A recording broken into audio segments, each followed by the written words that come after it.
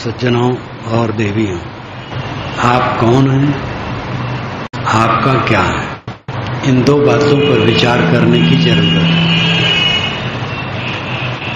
मैं कौन हूं और मेरा क्या है। जब हम जागृत में रहते हैं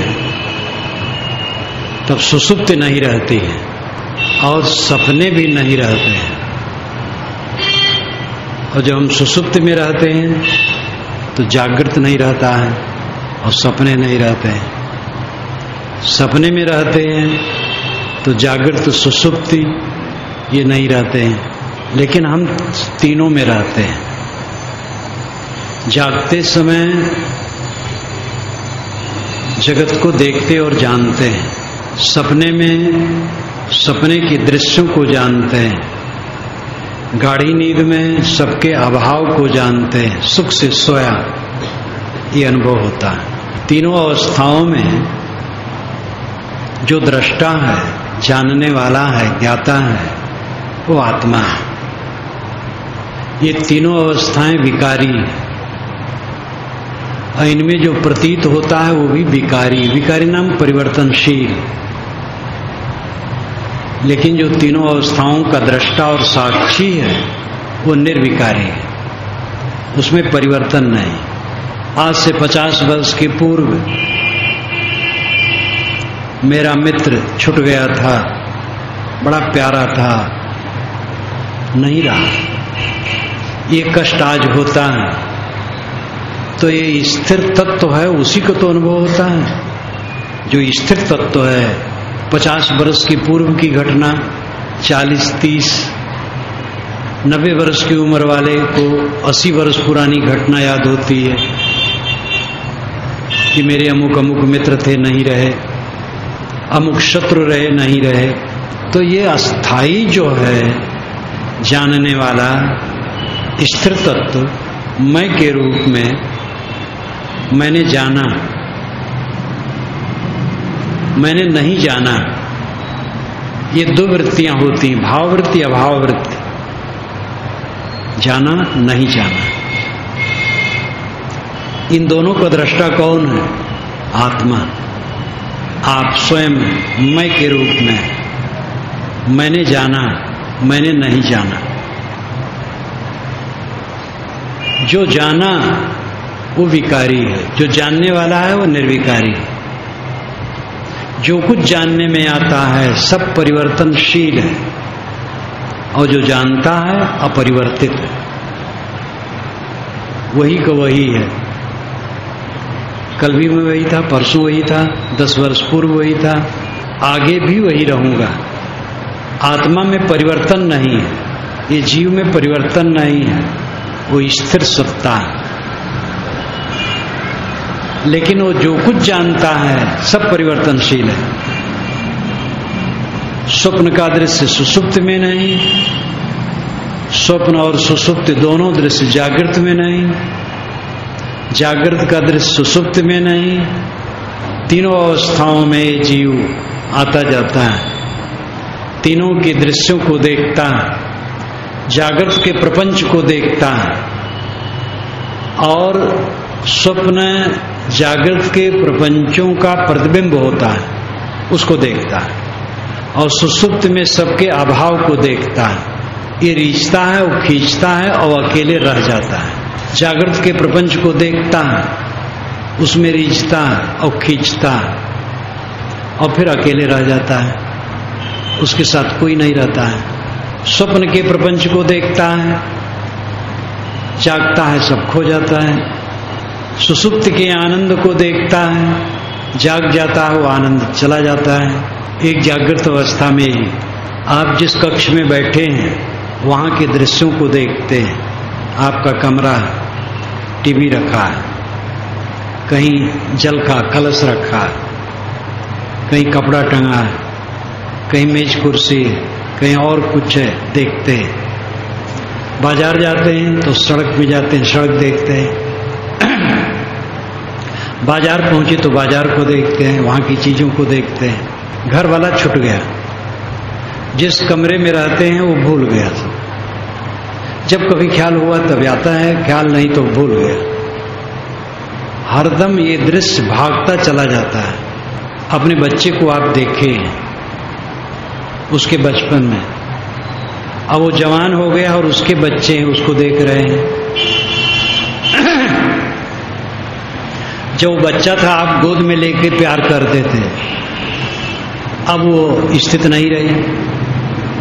अगर अनुकूल है तो पास में बैठ के बात करते हैं, नहीं अनुकूल है तो सामने होना भी नहीं चाहते। विवाह जब हुआ था पति पत्नी में जो पारस्परिक आकर्षण था, अद्भुत था, अब वो नहीं है। आकर्षण है ही नहीं है, बल्कि और विकर्षण हो जाता है। जो पत्नी स्वर्ग लगती थी, जो पति स्वर्ग लगता था, वही नरक लगने लगता है। एक दूसरे से बात नहीं करना चाहते। ऐसा ही बदलता है। प्रेमी होते हैं, उदास हो जाते हैं, फिर बैरी भी हो जाते हैं, उसमें कुछ दूर चले जाते हैं, बैरी मित्र बन जाते हैं। मनोमय जगत बदलता है, द्रव्यात्मक जगत भी बदलता है, सब कुछ सब क्षण बदलता है। इस बदलाहट को आप देखते हैं, देख देख करके रीझते हैं, खींचते हैं। लाभ क्या मिलता है आपको? उद्वेग। ये सब के फल में उद्वेग खाली मिलता है। पति पत्नी का बड़ा मधुर व्यवहार है, बड़ा प्रेम है, उससे उद्वेग मिलता है, बहुत बढ़िया है, उद्वेग मिलता है। भाई भाई का व्यवहार है और लोगों का व्यवहार है, उसमें भी उद्वेग मिलता है। हर जगह उद्वेग मिलता है। वो उद्वेग हल्का होता है, गहरा होता है, प्रतिकूल होता है, अनुकूल होता है। लेकिन प्रतिकूल जो है उद्वेग वो तो दुखदायी है, अनुकूल उद्वेग भी दुखदायी होता है। एक व्यक्ति के मित्र का पत्र जब उसके पास आया, शाम को मिला, चिट्ठी रसा ने दे दिया था, किसी ने शाम को उसको दिया,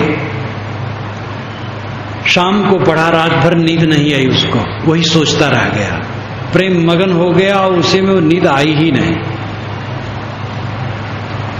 कहीं प्रतिकूलता में चोट लग गई तो किसी को नींद नहीं आती है, लेकिन यहां अनुकूलता की ऐसी गुदगुदी आई कि करवट बदलता रहा और नींद आई ही नहीं। ये भी उद्वेग है, अनुकूलता का उद्वेग है। बहुत सारी सुविधाएं मिल गई, उसमें अहम महम का उद्वेग आने लगा। प्रतिकूलता आई, खिन्नता का उद्वेग आया।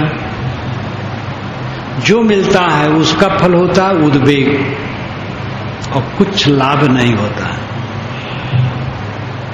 आत्मा का लाभ है शांत, परम शांत, निर्विकल्प हो जाना, कल्पनाओं से अतीत शांत, संकल्प शून्य हो जाना।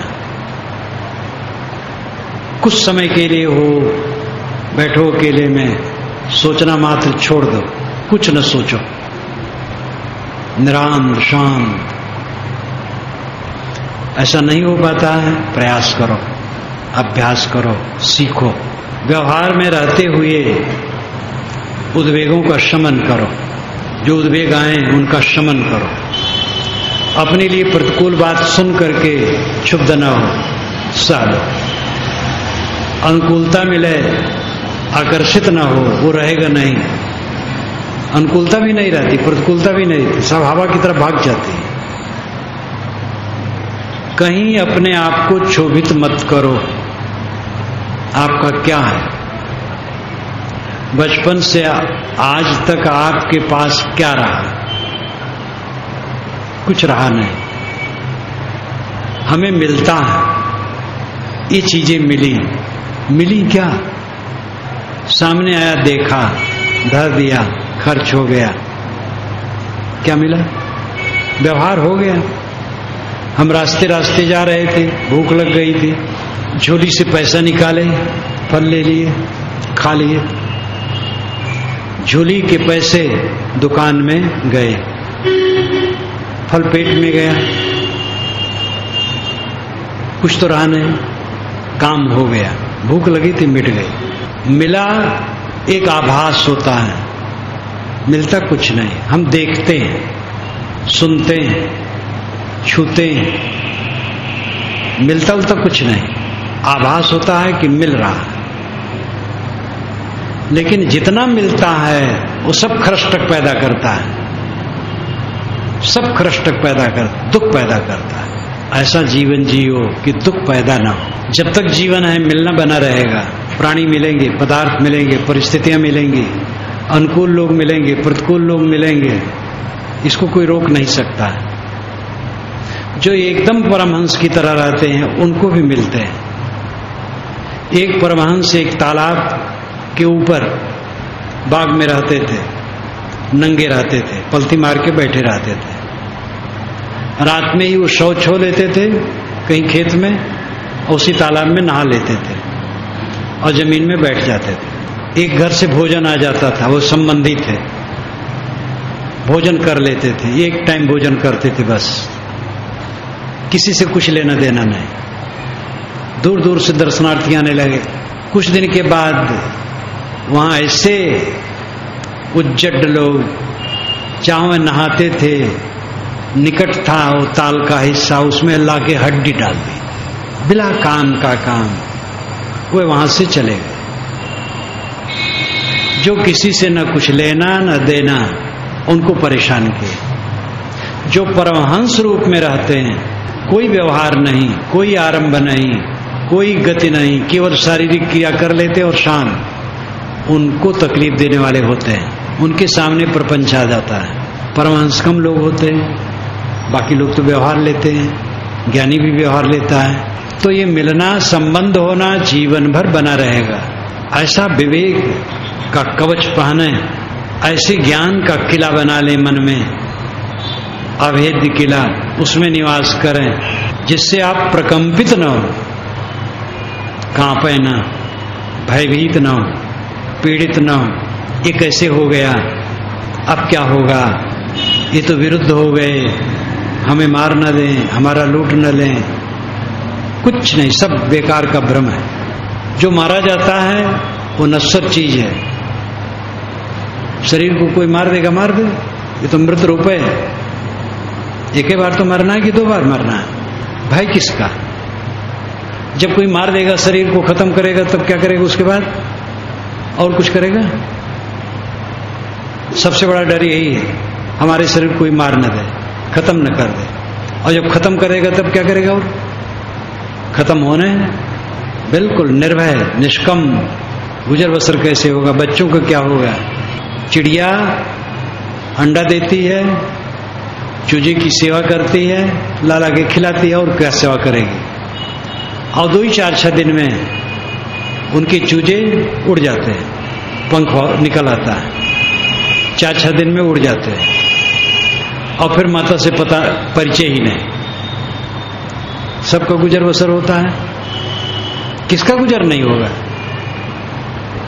किसी बात को लेकर के प्रकंपित मत हो, विवेक में जियो।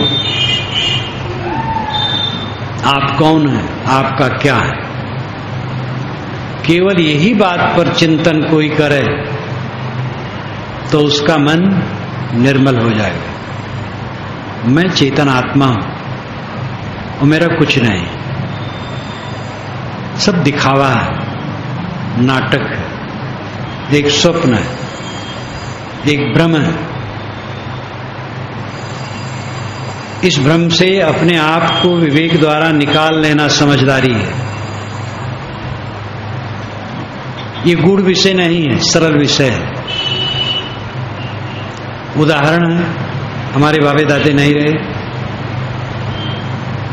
बड़े बड़े कहलाने वाले नहीं रहे, छोटे छोटे नहीं रहे, रात दिन रात मुसाफिर जात चला, मुसाफिर रात दिन चले जा रहे हैं,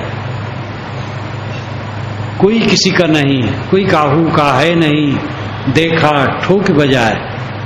एक स्त्री का पति मर गया तो उसने कहा, बिछड़ गई मेरी जोड़ी बिछुड़ गई। तो साहब ने कहा, कहें कबीर सुनो हो संतो, जिन जोड़ी तिन तोड़ी। आपने जोड़ा था तो तोड़ना पड़ा, न जोड़ते तोड़ना न पड़ता। जोड़ी बनाते ही नहीं, जोड़ी बिछुड़ती क्या।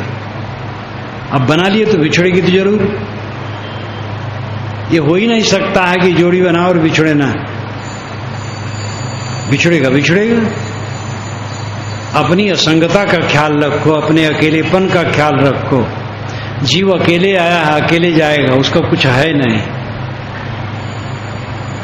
पूरा संसार धूल माटी है, सब धूल माटी और कुछ नहीं। ये जो दिखाई देता क्या है? दीवार धूल है, मेट माटी है, हम लोग शरीर माटी है, टेबल माटी है, लाउड स्पीकर माटी है, कपड़े माटी है, सब माटी है। इसी माटी के अंदर में हम लोग कीड़े की तरह कुलबुला रहे हैं और अपनी हैसियत मान रहे हैं बहुत आकाश से ऊपर। इसी में जल रहे हैं रात दिन और बहुत उन्नत मान रहे हैं। कुछ माटी इकट्ठा कर लिए हैं, कुछ माटी यहाँ इकट्ठा कर ली, कुछ माटी वहाँ इकट्ठा कर ली, मकान बना लिए, ज्यादा माटी इकट्ठा हो गया। हम लोगों का आश्रम और ज्यादा बड़ा बन जाता है क्योंकि परिवार ज्यादा हो जाता है साधुओं भक्तों का, तो हम लोगों का माटी और ज्यादा हो गया। यही तो धनी हो गए। क्या धनी हुए? माटी के ऊपर कुछ बटोर लिए जो क्षण क्षण बदल रहा है। आप हीरा हैं, हीरा तो पाथर है, उदाहरण देना पड़ता है।